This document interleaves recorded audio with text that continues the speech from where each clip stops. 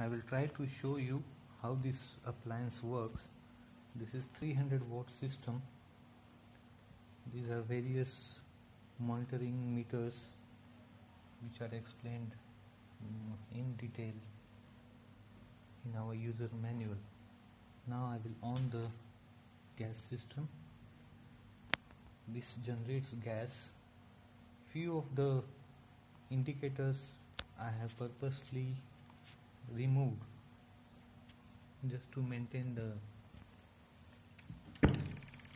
Now this is the igniter. I started the system. Basically this temperature meter, this thermometer over here, this only indicates presence of flame.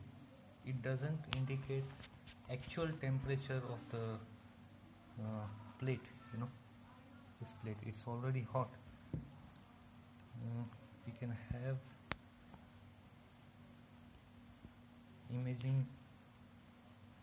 thermal imaging device to measure the temperature. See how quickly it has already reached 200 degrees.